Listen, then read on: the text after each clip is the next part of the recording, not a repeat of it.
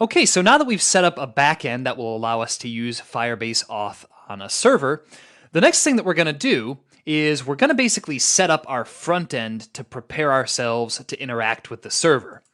So essentially, right, inside our server.js file, we're storing information for our users, but we don't really have anywhere to display it yet, and we also don't have anywhere that would allow a user to actually edit this information. Okay, so what we're going to do is prepare our front end to do those things, right, to interact with all of these endpoints by adding a few components, and I believe there's a page in there as well. So let's close these backend files for the time being. And we're going to open up our front end here. And the first thing we're going to do is open up our create account page, right? So currently our create account page accepts the user's email as well as their password and confirm password. It doesn't really allow them to enter any more information into the form. So what we're going to do here is add 2 more inputs corresponding to the pieces of information that we're storing in our server, right? So the name and bio. So what we're going to do here is create 2 more inputs, as I said. The type of these is just going to be text.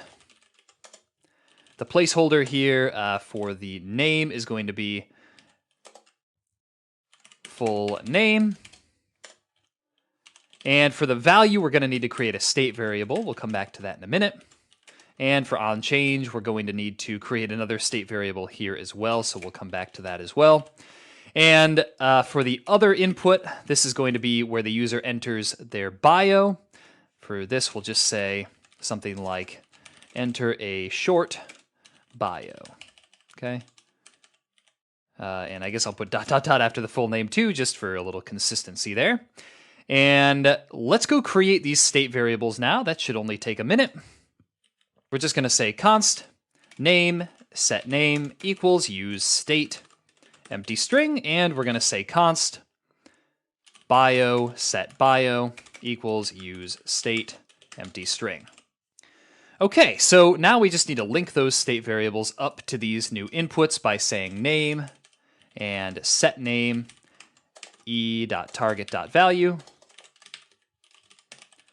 And for the bio, we're going to say value equals bio. onChange will be set bio e.target.value. Okay, and last but not least, when we call create account, what we're going to need to do here is actually pass the email and bio through as arguments as well. So we're going to say, or full name rather, so name and bio as arguments. And we'll have to remember to change that on the create account function when we actually go into the hook and edit that. Okay, so we've added 2 more inputs for the user to enter in their name and bio when they create an account. Later on, we'll be seeing how to send a request to our server and basically use that to not only create a new Firebase user, but also insert new data into our database. All right, so the next thing we're going to do is, now that we've added the name and bio to our users, and we're actually going to create a new state variable here, which we'll call const user info and set user info. And we're going to be loading this from the server. So for now, we'll just say equals use state, and we'll say null. And then down here, we're going to add 2 different things. We'll have a paragraph tag to display the user's name. So we'll say user info and, just to make sure that that exists, of course. So user info and we'll say something like your name is, and display the user's name by saying user info.name. And we'll do the same thing here for the user's bio by saying your bio is and user info.bio. Okay, so that'll give us a nice place to actually display those things when we load the data from the server, which we'll see how to do shortly.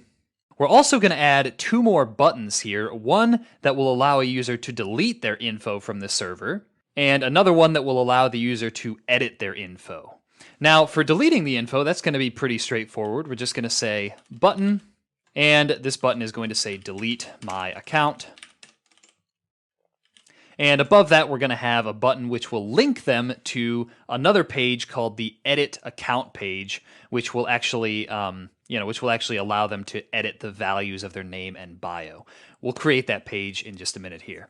So what we're going to do for that, we're going to say link account2 equals the path for the edit account page will just be edit-account. And inside here, we're going to display a button and say edit my account inside of there. And now that we have that, the last thing we're going to do is actually create that edit account page. So let's open up Pages. We'll say new file and say edit account page.js. This one's going to be pretty straightforward, and it's actually going to be pretty similar to the create account page. So we can just copy and paste that for a start if you like. So I'm going to paste that in here. And what I'm going to do is delete the email and password inputs. So we'll delete all three of those. We can delete the error as well. And we're going to change the heading up here to edit account. And we're also going to remove the email, password, and confirm password states because we deleted their inputs. All right, and since we're not using error anymore, we'll just delete that from there.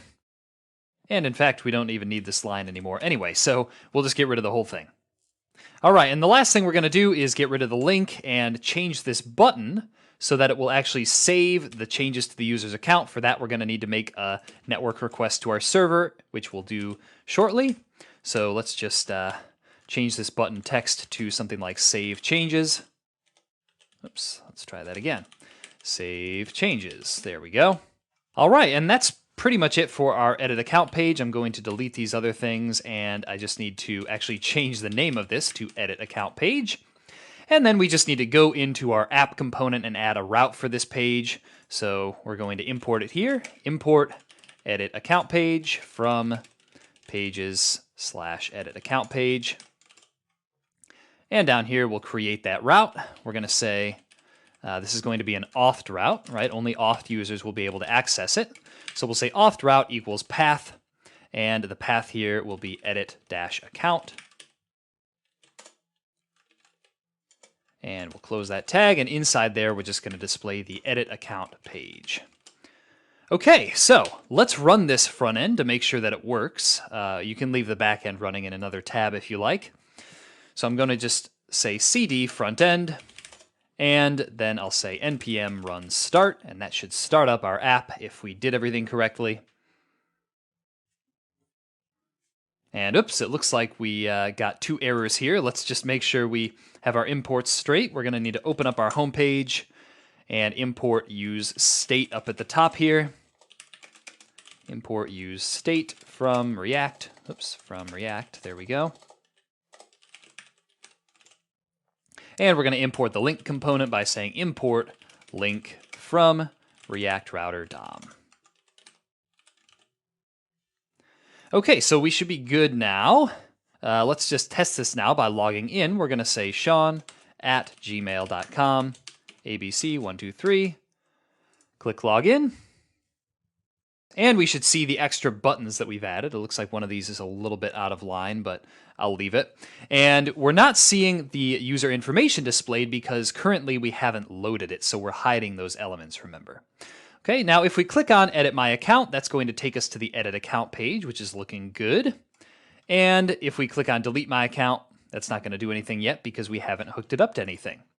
So that's the basic front-end setup that we need to do in order to interact with our back-end. And what we're going to be taking a look at next is going to be how to actually add Firebase Auth into the mix. So I hope this has been informative for you, and I'd like to thank you for viewing.